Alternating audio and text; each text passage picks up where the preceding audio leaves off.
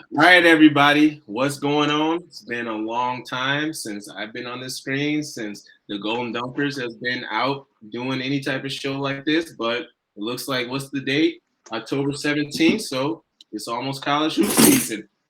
So what better time and what better way to start the season than with one of our great Gophers of all time, one of my favorite teammates of all time, and somebody who I think a lot of Gopher fans around the world, I think we can all agree that every time this guy stepped on the court, he brought his all. So without further ado, I would like to welcome Mr. Maverick Ahanmisi.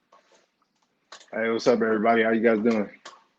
Yeah, man. So just quick fun fact, before we even get started. So Maverick and myself played together. So as everybody knows, anytime I can talk to somebody that I shared the locker room, I went through the ups and downs with, I feel like it's a time we can really connect. We can really show the different Gopher fans what it was really like to wear that maroon and gold, as well as just to Yeah, pay for sure. tribute to all the players, that we played with, all the fans that supported us during that time. So Matt, man, first of all, I just want to ask, man, how's everything going? How are we doing? Things going good, bro. I'm out here in the Philippines. It's crazy to think I'm already in my seventh year as a pro. So it's just life is just moving fast, bro.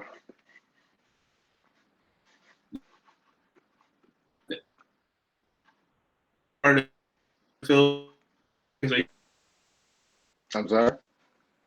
Oh, you froze for a second there, Matt. You good? All right, yeah. What? So just kind of catch up, Gopher fans. Before we go deeper into it, what part of the Mhm. Philippines are you in? Who are you playing with? What's going on just these days currently?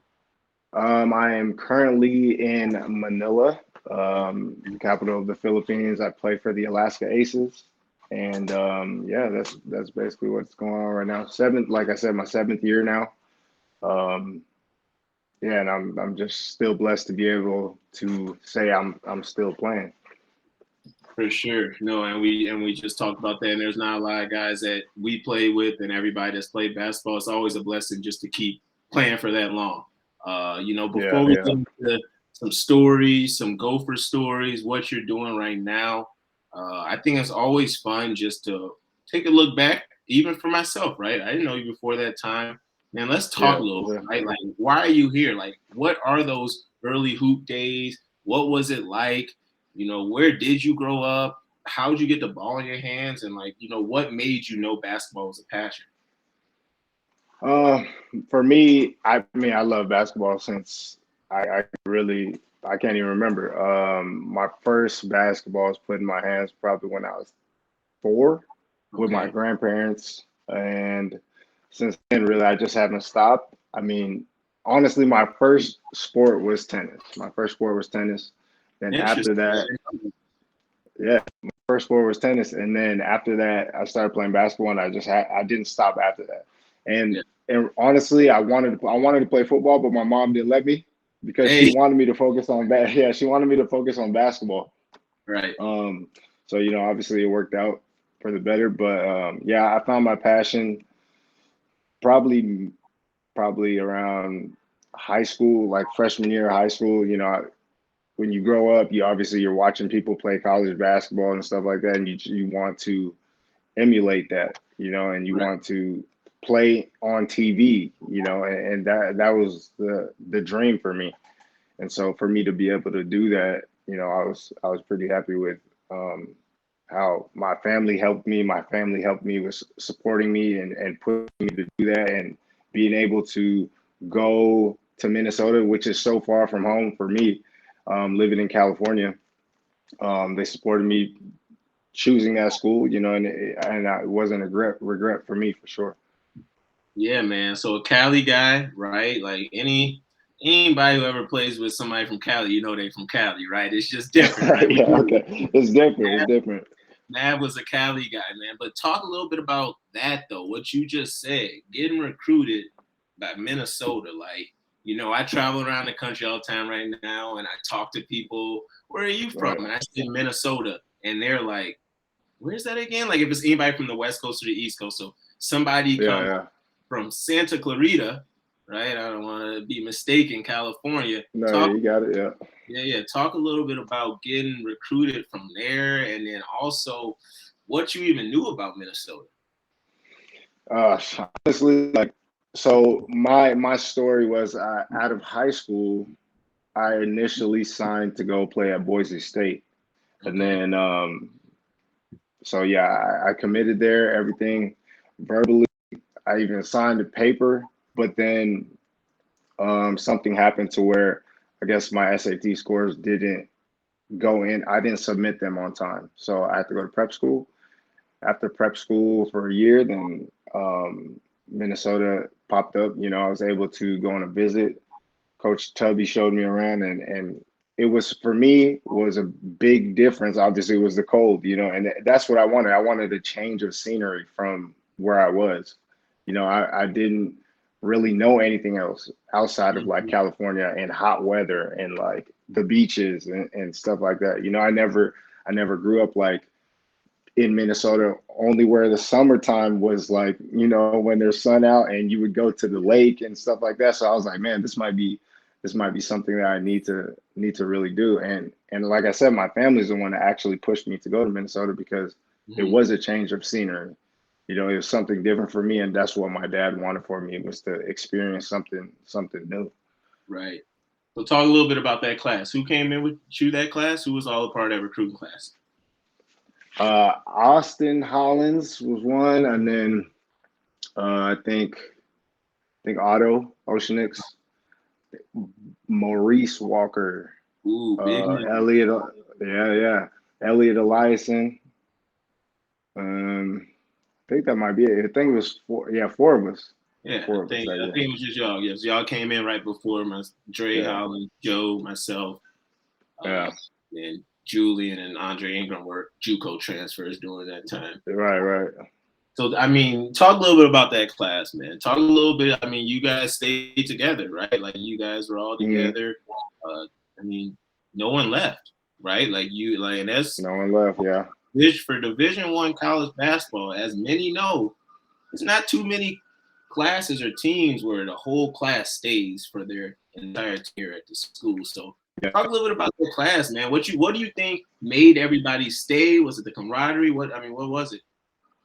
yeah. Honestly, I think it was a camaraderie, bro, and I think we all had the same core values. I know Austin, he would always talk about, or players talk, like players talk when you're in college, and you think about times when players are transferring and things like that. And also, obviously, you have that option, as a player too. You can leave and go to, but Right. somebody like Austin had the core value from his family, like that he should stick it out and like, this is part of your journey. You got Mm, to fight through some adversity, whether you're playing, you're not playing, and like, yeah, like you said, we had chemistry. We that was our little group, and we enjoyed hanging out with one another. We enjoyed playing with one another. I mean when once you came in, like that was what we did, like besides hoop, besides basketball, we were always hanging out, like doing whatever, you know same with Mo had options to go elsewhere, but it just never came up because I think we enjoyed the culture there so much, and then we enjoyed each other's company so much that it never came up to where, like, any of us wanted to leave.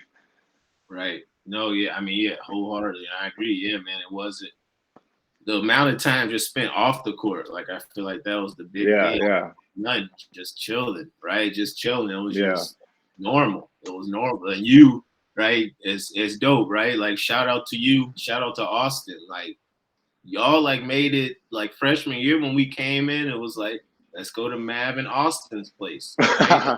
You Yeah, know what I mean? And I think that was yeah, I because feel you.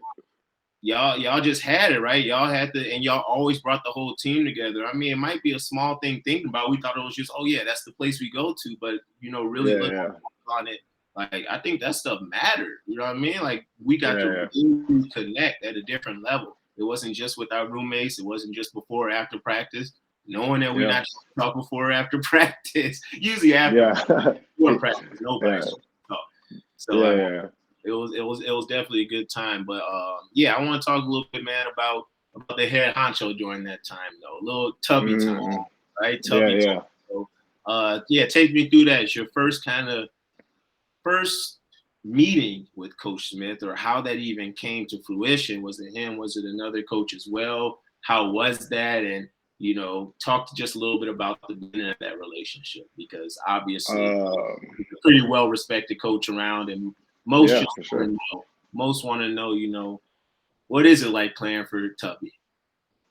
Yeah, I mean, I had met Tubby and I got recruited by Coach Tubby from my AAU coach, who was Bob Gottlieb, Okay. and I remember my AAU coach was at the Final Four, and he talked to Coach Joe Esposito, and Mm-hmm. they were looking for a guard. They were looking for a guard, and then Right. Coach Joe talked to Coach Tubby. Then they flew me out, and my first meeting with Coach was cool. Like obviously, like he's gonna show me around, show me campus and everything. And like I said, from that point on, when I got there, it's just like there's some type of I don't know I can't explain. There's some type of aura about Minnesota that I just didn't feel at any other school. Yeah. Um, so yeah, there's that, and then everybody knows Coach Tubby is a Hall of Fame coach.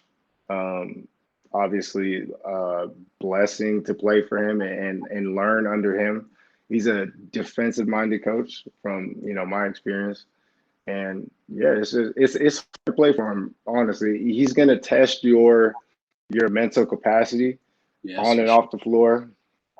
But that's what I feel like makes him a good coach. He's gonna get the best out of you Mm-hmm. mentally, and some of the big games that we won when he was the coach, I think was a testament to how he coaches, even though obviously not everybody likes the way he coaches, especially when you're a player at the time, you know what I mean? But um, it works for him in his style of coaching and his style of play. Yeah, for sure. No, yeah, he definitely, a lot of mental strength that I got from college comes from those early days with Coach Smith, right? Like, Yeah, yeah, there's a lot to talk about those mile runs. oh man, I still talk about those till this day. I still talk Bro, about those people, people. I Like talk about people it too. always, yeah. I talk about it a lot. I think they recently said, I don't know, we were talking about mile run recently. I was like, yeah, we used to do it in college. They're like, oh, how quick was it? I was like, man, don't talk about it. Like, I remember in high Oh school, I was yeah, like, yeah, I used to do it like 7, 8 minutes. It was quick. We got there, they're like, cars, 5. man. We were like, And that time too, at that time when we started doing mile runs, I mean, at least my freshman year, bro, I think I only ran like 1 mile ever, like on the track before that. And that was just because our coach was like, the college players do this. We only did it one time, and I felt good about my time. And then when we got there to Minnesota, like players like Austin, like let's be honest, the man he's just a freak of nature. Like no, he's running Austin, like, yeah, Austin, DeVoe. I remember DeVoe Joseph. My first time on the track, he got like 450 something, and I was like, whoa! Like this is different, bro. right? Like, it was, I think, yeah, that's what Austin got. When Austin got it in the Yeah, fours, see, said, yeah, what's going on? Like, that's human? It yeah, made no sense. man. I'm like, so in my head after that, I was like, whoa, like these are track numbers. Like you're in the wrong sport type thing. You know what I mean? But then, Right. like I said, you didn't realize. I didn't realize. Like I'm a freshman. I didn't know like what type of um athletic capability players had. You know what I mean? Like that's amazing. That's amazing. Yeah, no, it really. Like what? That's how I felt too. I was like, Yeah, bro. I think I saw a tweet or something like, what was your welcome to college moment or something like that. I was like, that Yeah, first mile morning, that. that Yeah. off season, like, because we did summer stuff all summer, so it's Oh not yeah, like yeah. we weren't like around it, but it's something about the actual preseason. You come back for that little short break in Yes, the fall. yes. Now that's different. And that mile morning, I mean, we used to be in the locker room like 5 a.m. just waiting, just sitting Yeah. there. Then you have to jog to the track. It's cold. Army people Man. running there already, and we're just like, brutal. Yeah, no, that is a different man. There was times, man, I was like, man, are we in the army for real? Like, I thought we were in the army because we would wake up at 5, go to Yeah. the track by 6, and in my head too, like, this isn't California. Like, we're not running out here with a t-shirt off.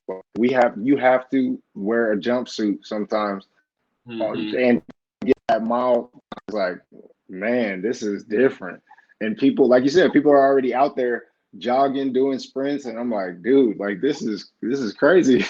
This is crazy. Like, this is for real. This is college. Like, we Yeah. here, we made it.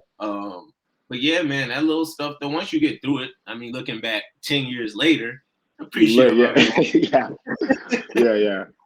During that time, though, that was brutal.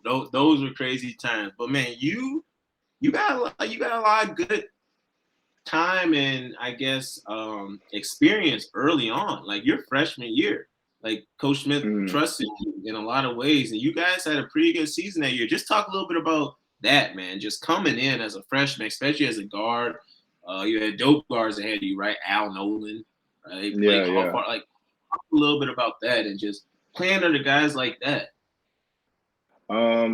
It was big for me that Al was my roommate at the time. So Huge. he helped me out a lot, and obviously he was injured for most of the season, so that's why I was able to play. And like I said, I think I learned a lot from him off the court.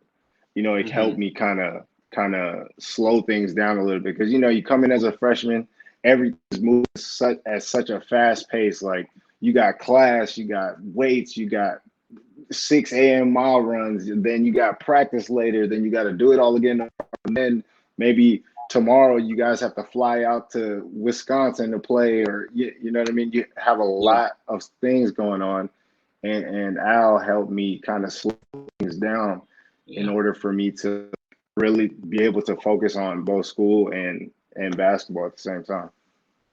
No, yeah, that's what's up. Yeah, I feel like those little things, that the little tricks of the trade you can be taught early, like that's huge. You know what I mean? Like Yeah. that's huge. I was fortunate in my freshman year, like even though he knows Ralph Sampson doesn't talk much, right? He doesn't talk much. Okay. Ralph doesn't Yeah. talk much. But Ralph, Yeah. there was just little things, right? Little things when he was my roommate that I just got to pick up on, right? Like just from little things, from practice to like how early you gotta be there, to taping, to all that stuff, to Yeah. the stuff. Exactly.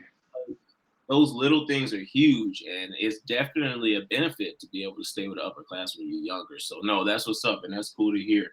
But yeah, I mean, early on, great. We had great times with Coach Smith. Some of those early times, but you and myself, and probably 5, 6 other players had the fortune and opportunity to play for 2 coaches.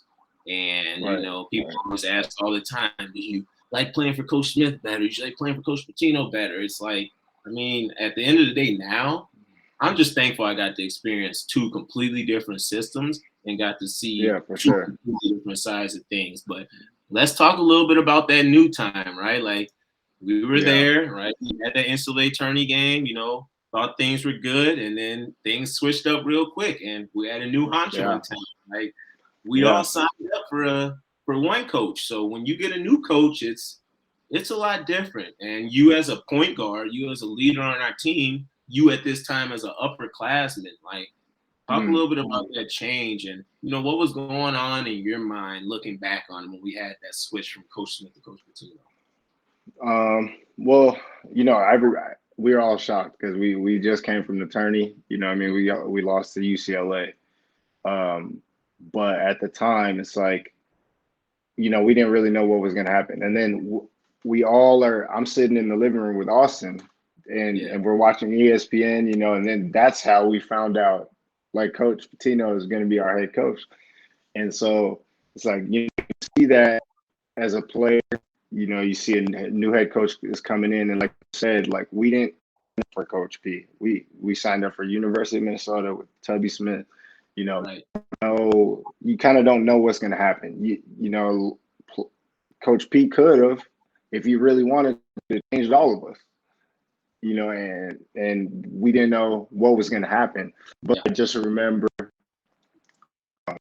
the one thing I do remember is that first day that Coach P came in, and like this is 2 weeks. This is 2 weeks. I mean, you remember, that's why you're laughing.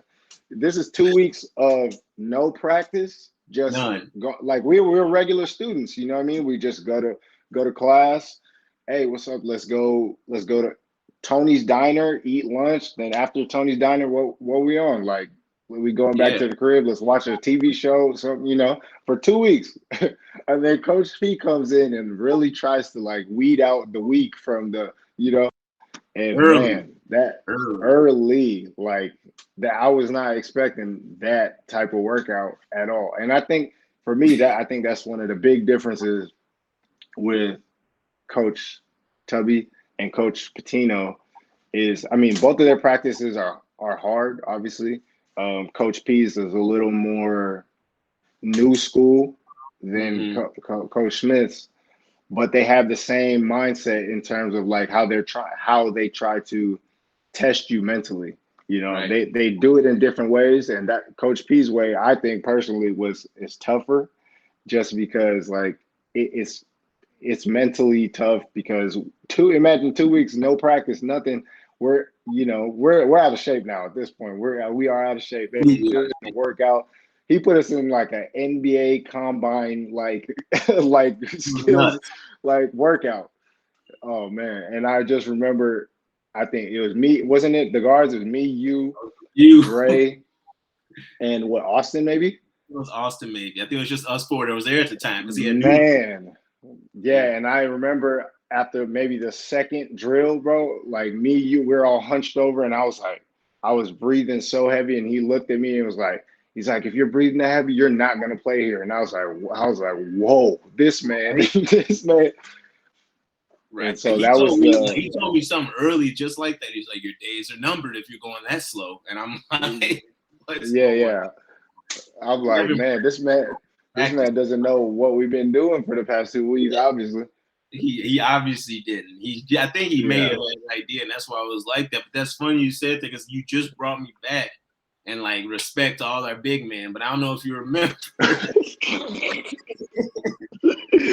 Yeah. First walked into we didn't the bigs went first, and the guards Oh went yeah. second. So they called Yeah. us and they're like, all right, your turn to come in. So we're just walking, we're going through the gym. We're like, let's go up to the top and see how the workout's going. And we Yeah, looked, like like man. at the time, I think it was all the bigs. I think Elliot was struggling. He was mad, Big E, Yeah. right? Getting frustrated. And I think Big Mo at the time, right? Like Big Mo went Yeah. through a huge weight loss when Coach And Patino. this, yeah. And this was like Big Mo. Like, he was still Big Mo at the time. So I remember that very vivid, bro. We were walking up to the court, and then, we sit on the right side, and I just remember Big Mo was hunched over the entire The like entire 5 minutes we were up there, like pouring water on his head. I'm like, whoa, I mean, man, what's going on over here? I thought we were just gonna do maybe, it's like I thought it was gonna be like a tryout, like, maybe get some shots up, like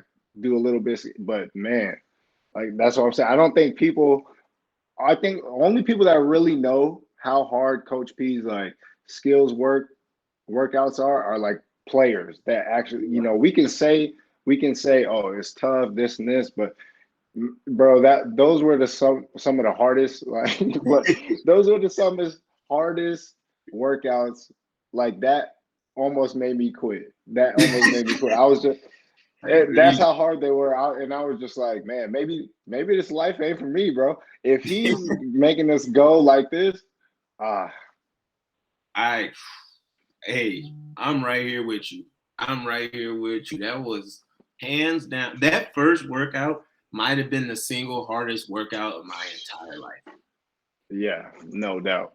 It might have just from coming off, right, the 2 weeks to just Coach Hmm. Patino and that workout style, the individual workouts in general, like hands down could have been the hardest workout of my entire life, which was nuts. But No, yeah, that's how it was. And honestly, in a way, it did somewhat prepare us. Like we started working, and it Yeah, was yeah, like like obviously Mo being the extreme person, losing a lot of weight, getting in shape. yeah, I lost a lot of weight, got in shape. Honestly, you lost a lot. You got in yeah. shape.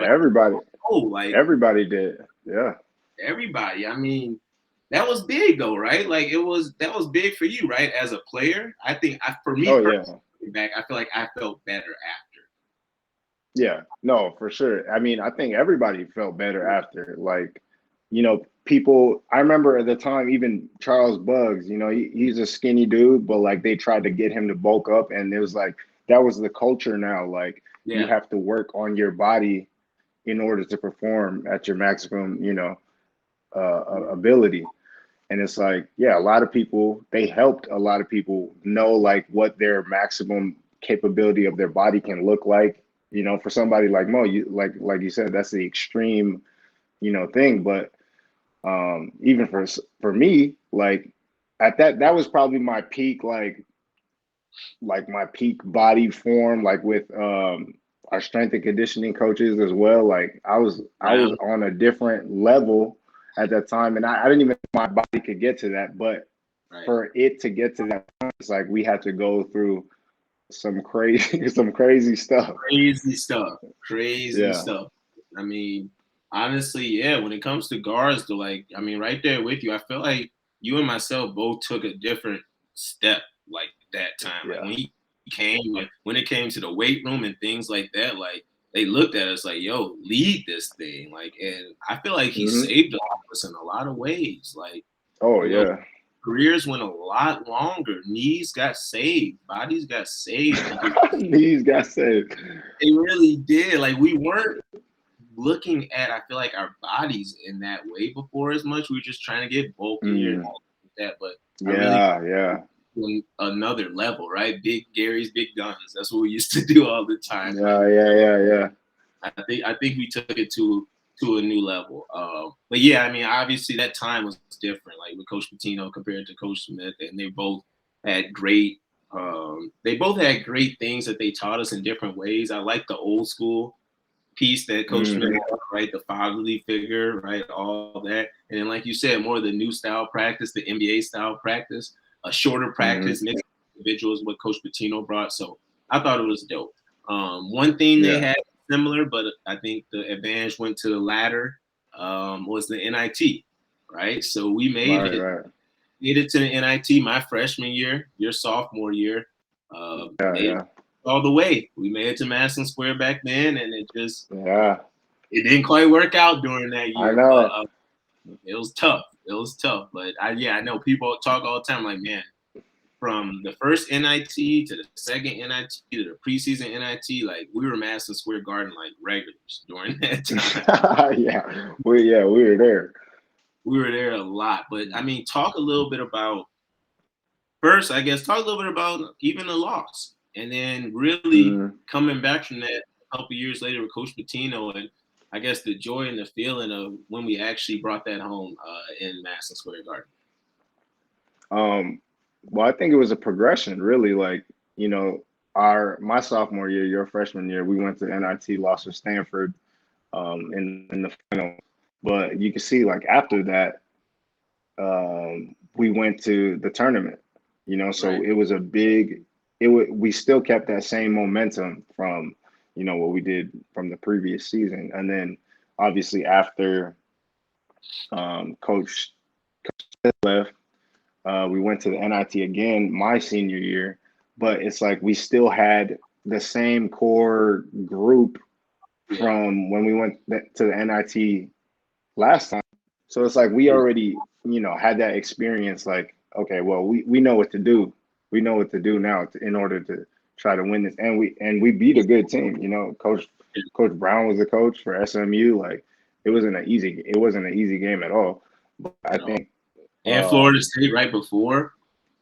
yeah, They were no, our journey was tough, but I think made us good at that time in order to pull that off was the fact that we still had the core. Like you said, we still had Coach Smith's defensive kind of mindset, but then now we have Coach Patino's new school offense at the same Yeah. time.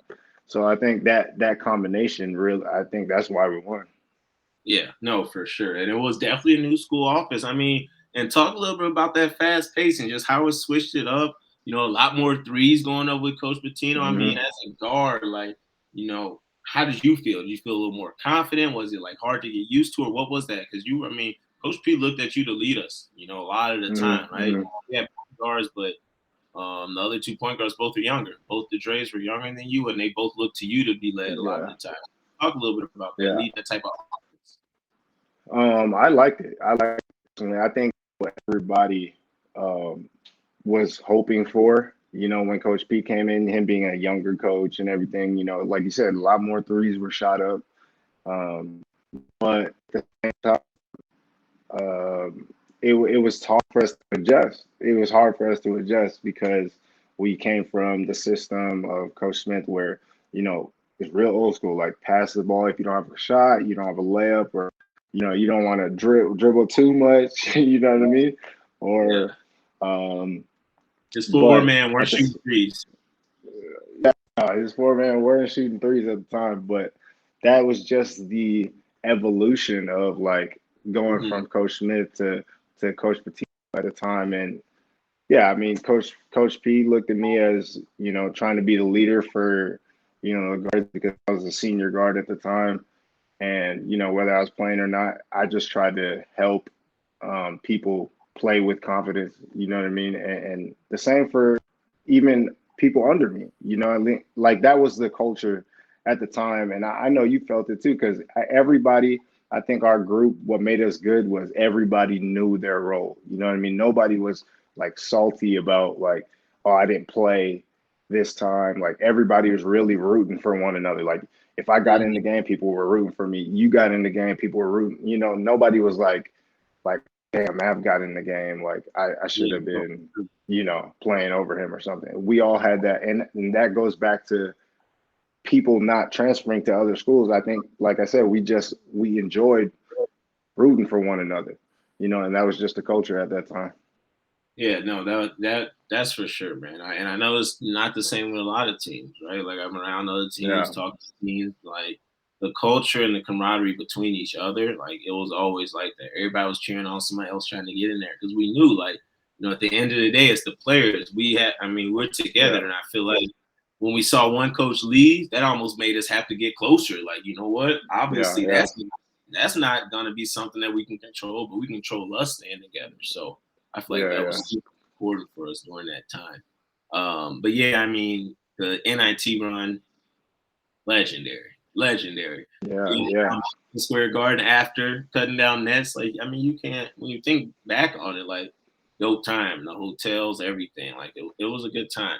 Um, hmm, another another tie, another important fact most might not know, and it's something that comes from that team, the coaching staff, and it ties into a little bit of the coaching staff now, I would say. hmm, Uh, but hmm. during that time, we had a new assistant coach as well. It wasn't just Coach Patino leading the way, but we had a Yeah, coach, yeah, the name of Coach Ben Johnson during that time, which coincidentally is the name of the current Minnesota Gophers basketball yeah, coach. yeah, Coincidentally, the same guy. So yeah. looking back on that, right? Everybody knows, or most might not know, you have your coaching staff, but then in practice and really specifically for player development, right? You have your coaches develop the bigs and the forwards, and you have your coaches develop Right, the guards. right. And Coach Johnson Hmm. was somebody that worked very closely with us. Like when you talk Hmm. about those first early workouts and things like that, like Yeah, he was yeah, one of those individuals. yeah. He made us bend over a lot of time, and we were on our knees figuring out what's going on, right? What's going on? But talk a little bit. And I know you and Coach Johnson were close, right? Like I feel like he connected with you a lot when it was just guards and Yeah. bigs getting together and shooting. Talk a little bit about one, just what it means to have Coach Johnson, honestly, as the coach right now, how you felt when you saw that news. And then two, give a little glimpse, right? As a player, talk a little bit about playing under Coach Johnson when he was an assistant coach. Obviously, Mm. Coach Patino was the head honcho at the time, right? So it wasn't Right, right. completely his. But like I said, he connected with the guards a lot. Talk a little bit about Yeah. that relationship with the guards as well as just the news as of recent. Well, yeah. Well, obviously, when I saw that he became head coach, excuse me. Yeah, no, I was happy for him. I hit him up, and you know, I couldn't feel more, you know, excited for the school, for the program, for him, you know, because when I was a player under him, Coach Ben was somebody who in my mind, he kept you going. He kept you going because, like I said, you know, Coach P was not somebody that was easy to play for. He'll test you mentally. You know, we were really doing things like like I said, practice really early, and the practice was tough. The practice was tough. I even know during the Coach Patino, you know, college kids drink. You know, what I mean, we drink, but during that year, that we didn't drink very much because the practice was that hard. You know, the practice was that hard, and like you said, you go to practice and we're all hunched over on our, you know, hands on our knees and things like that. But Coach Ben was somebody who kept the balance between how, like, maybe Coach P would get upset and, you know, kind of try to push you through um, tougher, like, yelling and things like that. Coach Ben was kind of the balance to that, you know. Even though you were tired and you didn't want to really, you couldn't mentally like push anymore. Coach Ben will say something to you. You know, I can't really remember exactly, but he's like, he's a soft spoken, but he's a person that you really want to listen to when he's speaking. You know what I mean? And that's the vibe he gave out, especially when, you know, like I said, when he would say things to me, it's like you really want to listen to that because he just has that presence, that leadership about him. So when I saw that he was the head coach, like I couldn't be happier for somebody, you know, in his shoes at the time. No, that I completely agree. Like, and it was one of those things where, yeah, you were with some of Coach Patino's workouts, you were questioning what your purpose was. You were like, why am I Yeah. playing basketball? What are we doing here? Yeah. Breathe, Yeah, my exactly. legs hurt, my feet hurt. I got class after and then another practice. What's going on? Hmm. Right? When you're in those times of adversity and we're trying to push through together, it's hard sometimes. Like we try to pick each other up, right? A lot. But it was Right, right. almost Coach Johnson to me was almost an extension from a player to a coach in a way, right? Like, Yeah, yeah, yeah. you know, really, I mean, he's gonna come down on you hard during that time. We're all just like, obviously we want to be coached, but why is he like this right now? And it's almost like Right, Coach right. Johnson could put it in a way for you, like, come on, like, no, come on, Kay, like, come on, Yeah, pick it up. yeah, yeah. No, we need this, right? Like, because he's been there, right? He's been a guard. He's been Hmm. in that position. I'm sure he's been there back in the day when he played for his coaches. He probably hated everything they said as well.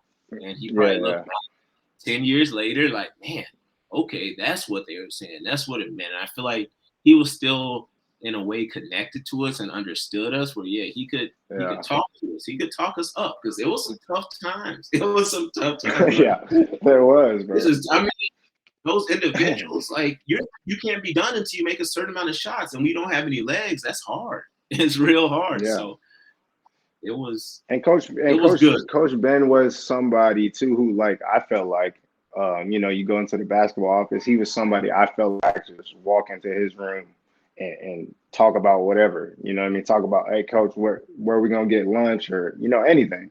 You know, obviously most of the time it's about hoop talk, but like Yeah. outside of that, you know, I could be like, hey coach, what's up? Like, we got a day off. Like, where are we at tonight? Obviously he's not coming with us, but you know, Right.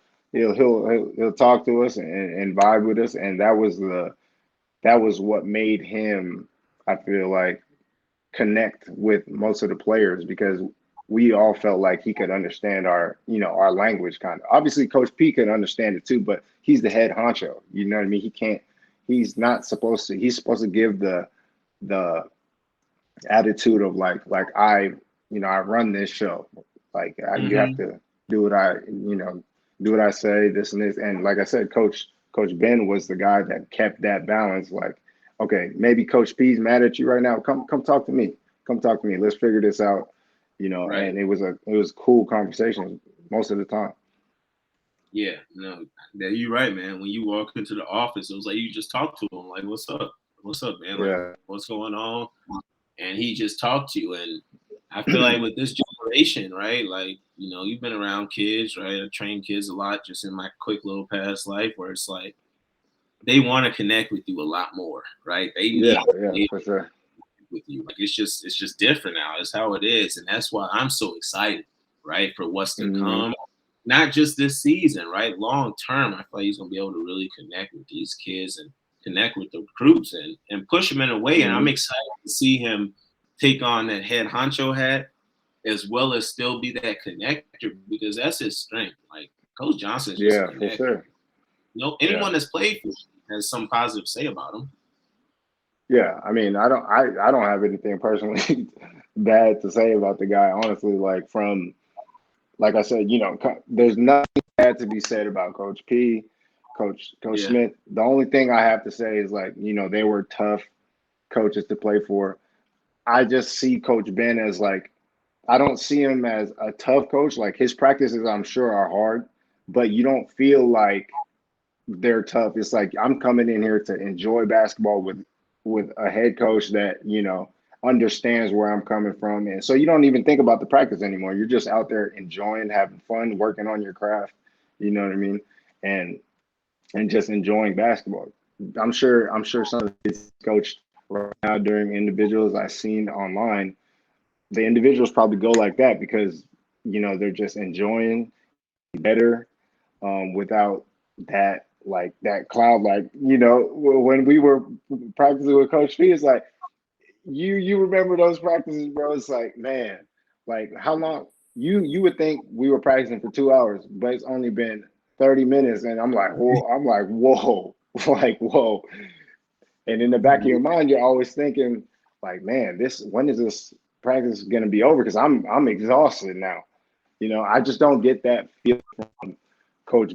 Like I said, I'm sure practices are just as hard and the players are developing just as well, but they probably have a different sense of like enjoyment mm-hmm. during his practices.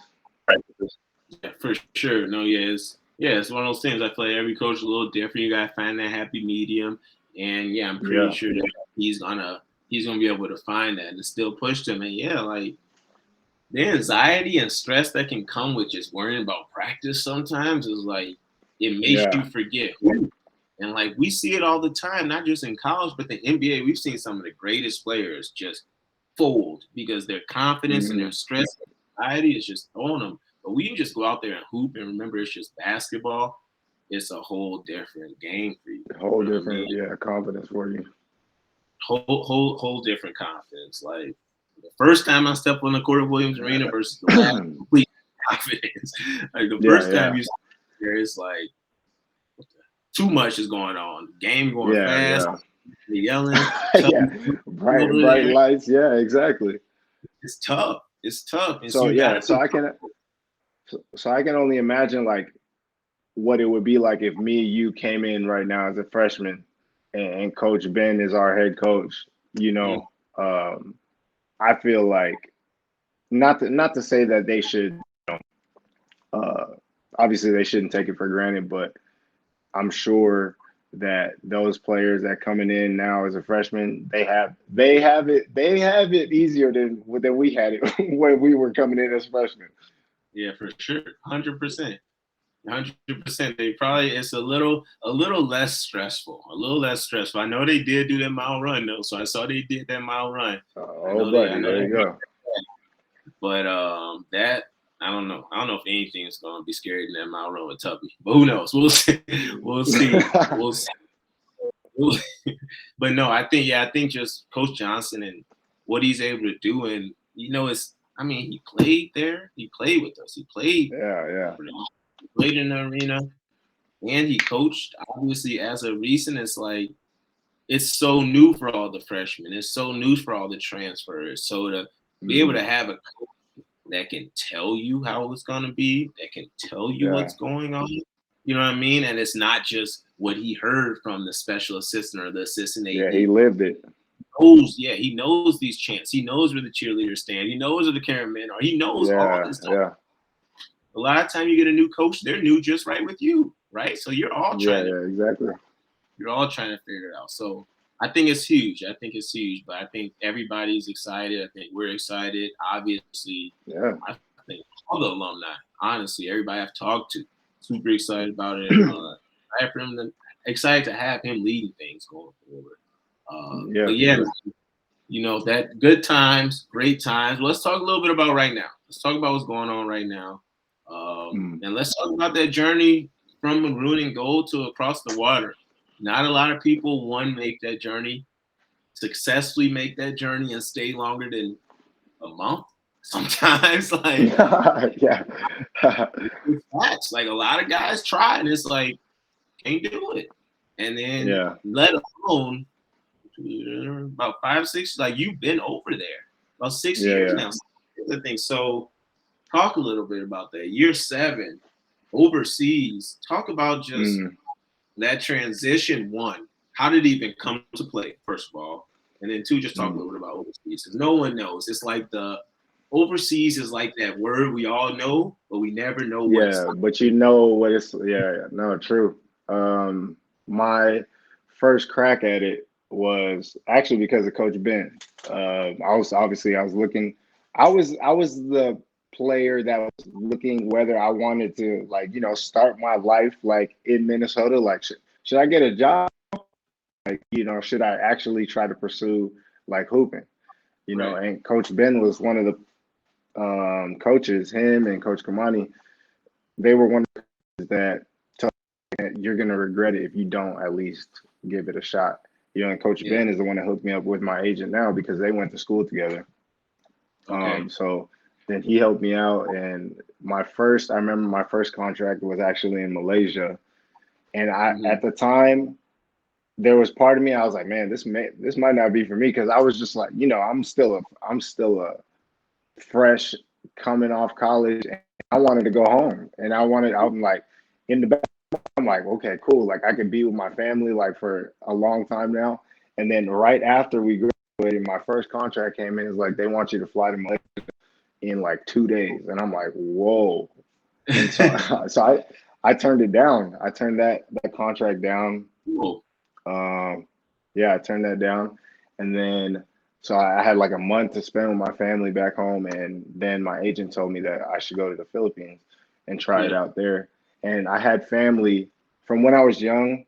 I've known my uncle and my aunt like from back home. They used to live there, but at the time when I was transitioning here, they actually were stationed here because my uncle's a pilot. So I Mm-hmm. was able. That was a more comfortable move for me because I had family here that I Yeah. knew. So I was able to come here, and my agent actually came with me, and we got it started from there. But it was like such a culture shock, coming from the U.S. to Manila, and I didn't really know anybody besides my family, like 5 people. You know what I mean? And so Yeah. it was a culture shock, and that's what I feel like a lot of players that go overseas they witness that. You're away from home. It's maybe a language you don't know, and that's why you Mm-hmm. said like maybe a month, 2 months in, they're like, man, I got to get out of here.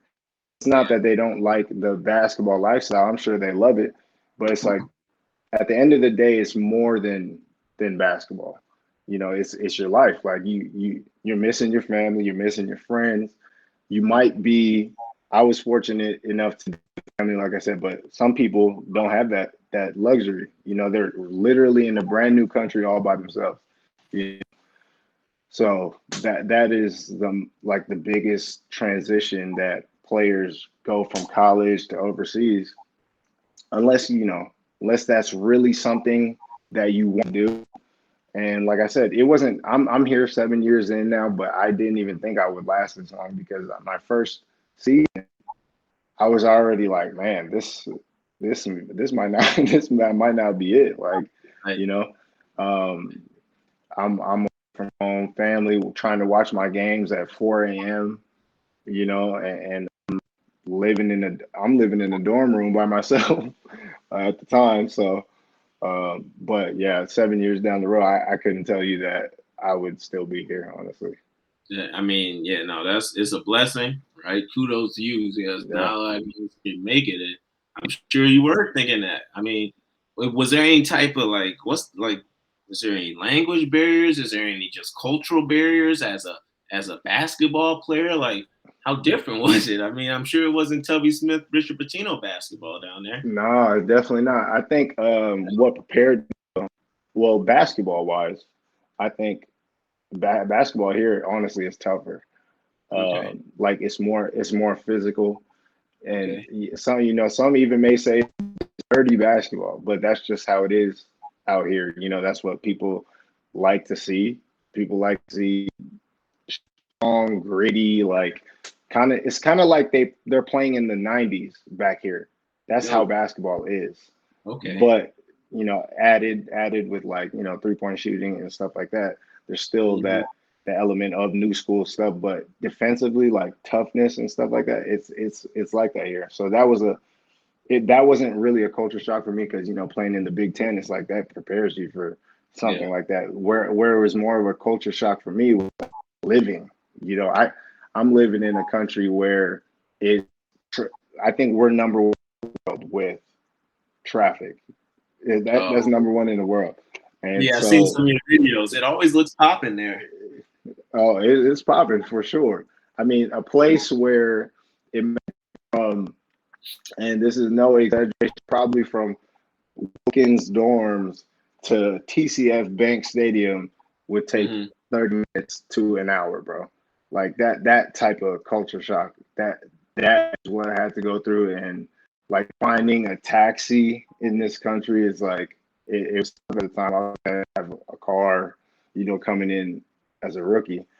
You have to like stand in the middle of the street and flag down like taxis. And Yeah. if they don't um, if they don't want to bring you to, if where your destination is, if it's too far, like they can say no. Like so, those are the type of culture shocks that I was going through at the time. That's what really made me want to go home. But the people that kept me here was like my family. They Yeah. Even my family back home in California, they were like, man, like just stick it out, just wait a year and see what happens.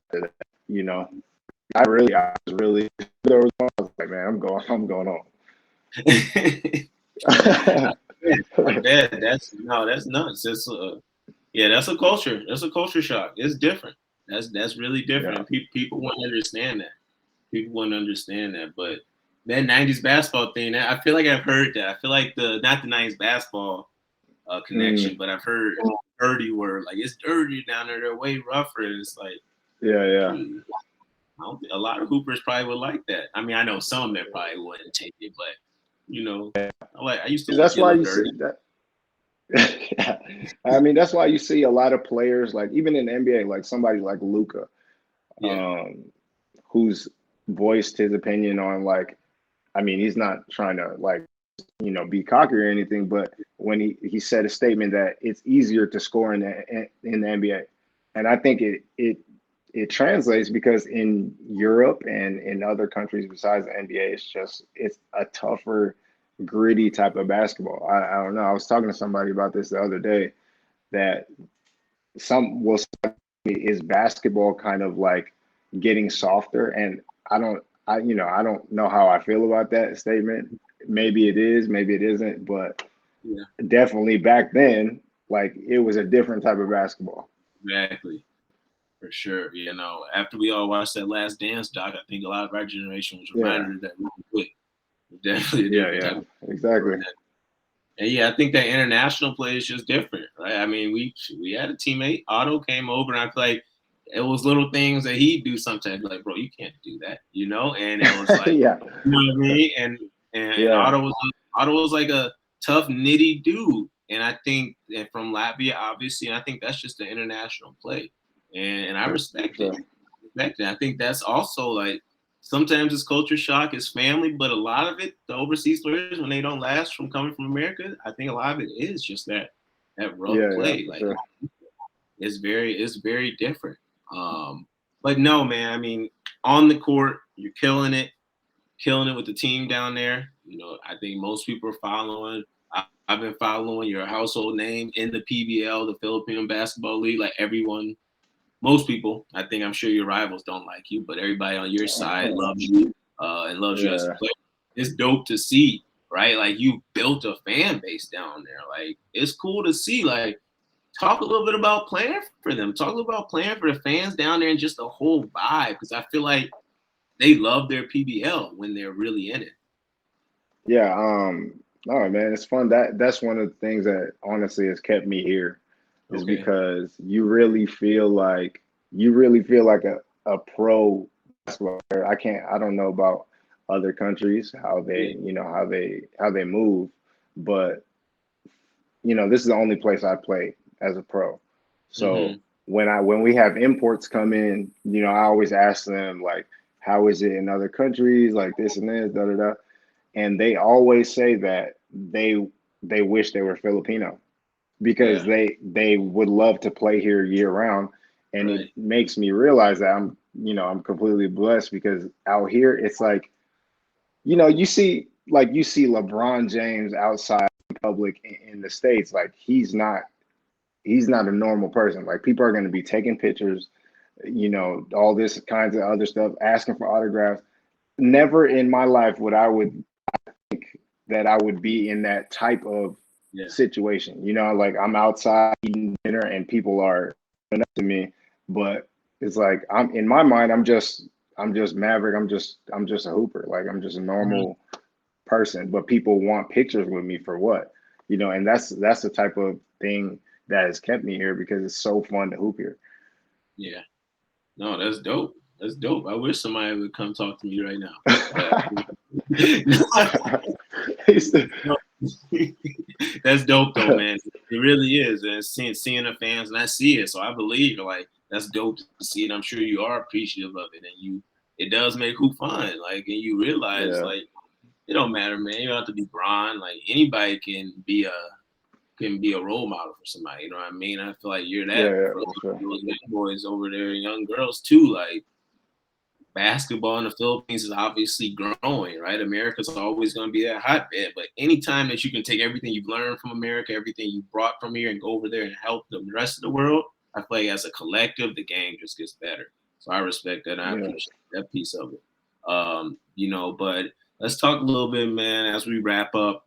Not just on the court stuff, but another passion. It seems like for you as of recent, I'm sure you spend a lot of time with, and it's not just this platform, but I think it's social in general. But the people are asking, the people want to know, man. You get it in on TikTok, right? I TikTok is the get it new. in. You get it in, and you're good at it. I mean, you're good at it. I'm a Oh, social guy. I work thank you, bro. I appreciate that. and I do this stuff, and it's like, ooh, he gets it. So I mean, talk a little bit about that, like for those that don't know, I know we might have some fans that have heard of TikTok, might not know, but obviously TikTok's social media platform that you can share a lot of clips, videos, things like that. And Maverick's a very Mm. prominent finger on there now. But talk a little bit about that, man. One, what made you get into it? And two, where did the whole creative side come from? Has it always been there? Talk a little bit about that.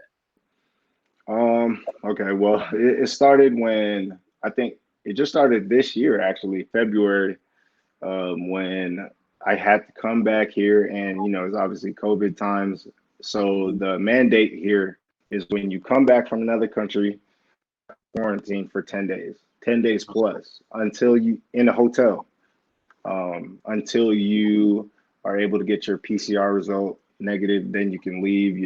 And so it was tough for me mentally when I came here, because I stayed in a hotel that was literally across the from my condo right now. So I'm like, man, so close to my house, but I can't actually leave this hotel. And I Yeah. and you're not allowed to leave the room for 10 days, and there's really nothing to do. Cable's not like cable in America. You have like a bunch, you have True TV, you have like Yeah.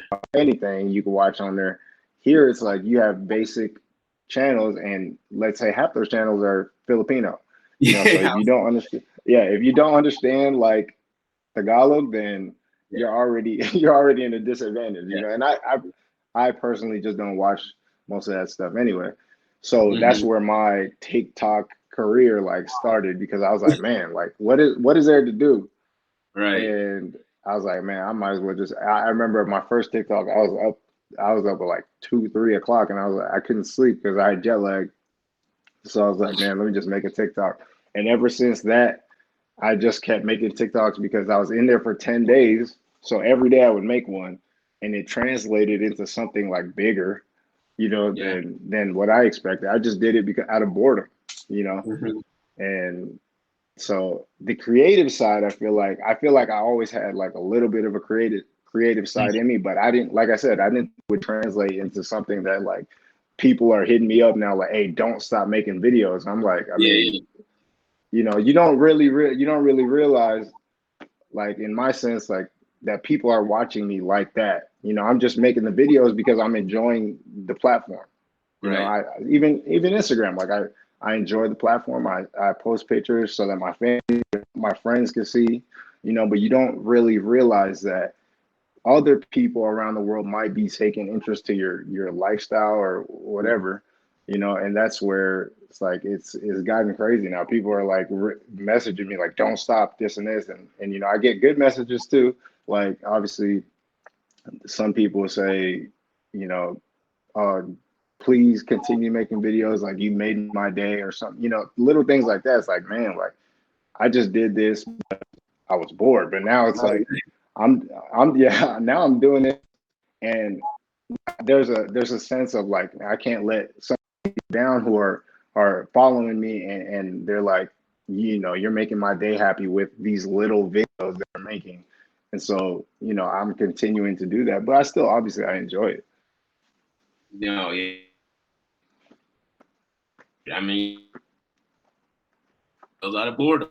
It was out of boredom. Yeah, It's crazy. yeah, Crazy to see, but I think it's cool to see it, and obviously, it shows a different side of the athlete, right? It mm, shows a different side, and I feel like what you've done is you've really been able to build brand equity over there. It's not just you on the court. Now it's you off the court. It's people following. They see, man, like this. You're obviously showing love to people in the restaurants when they come up to you too, right? So it's just you're building that yeah, into the brand, and I feel like that's huge. I feel like that's huge as a pro athlete, but really like big right now, right? Like especially when we talk yeah, about college now, when we talk about yeah, for sure. NIL era now, when we talk about the difference from when we played versus players right now, and like building your brand on and off the court and TikTok and things like that. Like obviously now you realize like, man, this is important. It's helping me off the court as well. Like who knows what's gonna Yeah, happen? for I've sure. had your fair share of deals as a pro now, but now college athletes can get deals and things like Yeah. that. Like talk about building your brand one as a pro athlete, and then if you were in college right now, like I mean, what would that look like? What would you be on the TikTok type game, or like just what would that look like for building your brand? Because we obviously did as much as we could off the court, all the Hmm. luncheons, dinners, things like that, but it was only so much we could do. So talk a little bit Yeah. about that building brand as a pro athlete as well as if you're a college athlete right Um, well, yeah, as a pro athlete, like, I have a lot of teammates that are really good at social media and building their brand. So I've been fortunate enough to, like, be able to learn from what they're doing. now. I never saw it as like something that was important, Mhm. especially as a pro athlete. I always thought, like I said, I always use social media for like my friends, my family to see, but you don't really realize that building your brand is what can make you money possibly outside of basketball, off the court, with different endorsement deals and things like that. And especially now, like for college, if I was in college, it would just be completely different. It would be completely different, a social media mindset for me, if I was in college now. Yeah. Because, and that's the thing, I don't know if obviously it's good that players can get paid. Like, I wish that was us, back Yeah. then. Right. But I feel like because of the fact that you can get paid for social media, people are taking more like, it's more like I have to do this in order for my name to be a little bigger than somebody else's. So people don't understand that social media can carry you to heights like you don't really understand. that's just the era of today's like society. In anything, like you start a business, you got to make sure your social media platform is good enough to reach out to different audiences in order for it to get going. And Right. that was the mindset I had after, obviously after the boredom of TikTok. But after that, when I start hitting like 10K, like 20K, I'm like, this is like, I gotta continue this because this is something that I didn't expect, obviously, and but this is something that I enjoy. I didn't expect it, but I still enjoy it. It's something that can, potentially make me money in the future. Hmm. For sure. No, it's huge, and it's yeah, like you said, it's like it's a whole different mindset for athletes now when they're looking at social and things like that, and you Yeah. got to look at it seriously too. Like it's as much as it can help you, it can hurt you, right? Obviously, so Yeah, for sure. you gotta be careful. I mean, we come from an era where it's crazy, but we weren't even allowed to have Twitter for a couple of years, right? Yeah, Like you're not. Yeah, exactly. it was like we were kind of in that transition time where it was really hard to think about. But now it's like, okay, you can't hide it from the players anymore. Like, how do you help them leverage it, help them use it as a vehicle, right, to get to the next level? Mm, So it's a lot different now. But obviously, somebody like you, than what you're doing right now, I think a lot of current players can really take note. Honestly, even what I mean, from the TikTok side to the social side, just how you carry yourself and your presence. And I'm sure Coach Johnson, then he's going to be someone that's going to let a lot of his players know because he keeps tabs on all of us. He keeps tabs on you, and yeah. it's something that's going to be important because yeah, you during this era we can't hide it from the guys anymore, and I think it's up to us, right, as well to stay connected with Coach Johnson and let them know what we learned and let the players know like what we've learned and Mm, help them through this time because it's a tough time, it's a different time, and it's gonna mm. be interesting to look back at 4 or 5 years Yeah, from now. for sure. I don't even honestly. I mean, I know I'm in the social media thing right now, but if I were like a freshman coming in, I don't even know how I would start like trying to build my brand just because there's so much going on in social media right now. They're like the next guy is also posting every other day and has like 50,000 followers, or and then maybe the new freshman coming in has 100,000 followers, like and for somebody that maybe would just be starting, I mean, the only thing I can say is like just treat it, if you're really trying to build a brand as somebody that's new to social media, I would just say like build it as like you're already getting paid for it. You know what I mean? Post like you're already getting paid for your brand. Like if somebody's paying you to post, somebody's paying you to share your lifestyle, somebody's paying you to, um, anything, show your craft. That's the suggestion I guess I would say if some people are trying to build their brand now. For sure. No, yeah, I think that's huge. I think that's huge, and I think that's a huge support. But no, yeah, I mean, last thing, obviously, right now, man, we're on Golden Dunkers Live, so I mean, Yeah. I just want you just to talk a little bit more. Obviously, the Golden Dunkers during our time, right? They were huge from events, from everything they did for us, Yeah. as athletes, whether it was after practice, whether it was gearing us up, suiting us up for events or for trips. But I mean, just talk a little bit about that importance of just that support system besides just the coaching staff, right? Like we talk Mm, about, we had two coaches that left, and one of the consistents was just our teammates. But another thing that stayed the same were the dunkers, right? They were there through thick yeah. and thin. So just talk a little bit, man, about just that support, how important it was to some of the little events where we would go after practice and talk a little bit about our future and Mm. meeting them. Just talk about the importance and kind of what you took from that.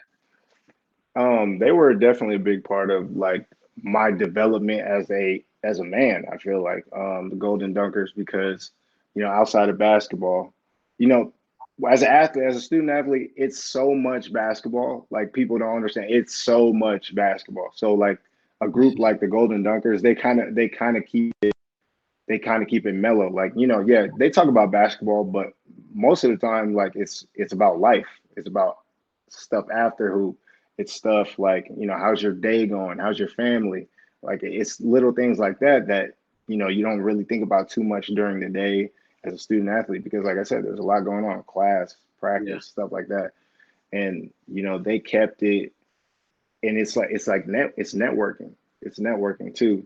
You know, they really help you propel your passion, you know, outside of basketball, like whatever that may be. Like look for somebody like Al Nolan, you know, like I said, it was my roommate my freshman year.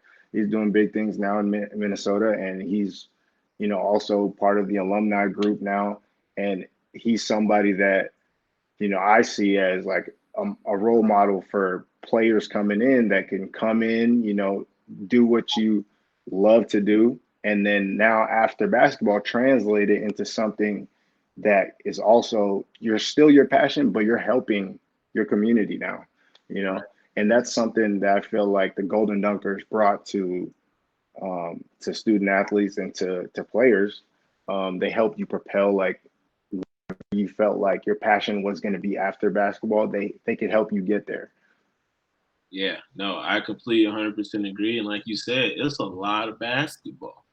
Yeah, I really Yeah, think people realize we play a lot of basketball. Like I needed a yeah, break from the game of basketball, like yeah, you for 2 days after, and you had to turn that yeah, one down. And soon you had to go. Like it's a lot of basketball, and what the yeah. Golden Warriors was able to do just to almost take your mind off of it after some of those Hmm. practices and just to talk about different things in life. You know, the convo we just had about building your brand as an athlete. I think the little things we saw there and how we had to carry Yeah, ourselves there, I think that helped us. I think that helped us a lot. And yeah, like I mean, like you said, you know, what Al's doing is phenomenal. Somebody he's talked a lot about, right? He didn't love that gonna be much besides basketball, right? He had NBA hmm, aspirations like most other people. But I think people like the exactly. Dunkers bring him in and wrangle him in to really help build his platform. And he's taken basketball and used it as a vehicle as well to make change. So Exactly, I think it's important exactly.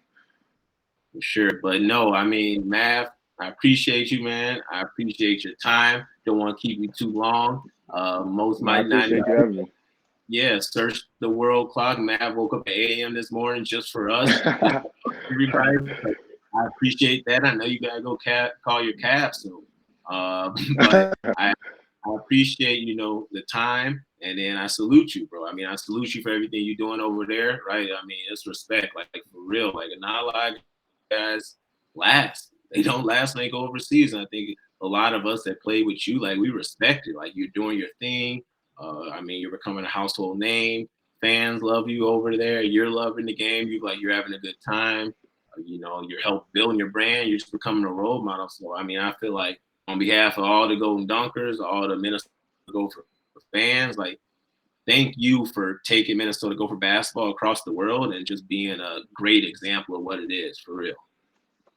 No doubt, no doubt. I will always appreciate what that school has done for me, and I will try to that name everywhere I go for sure. So I For appreciate all sure. y'all.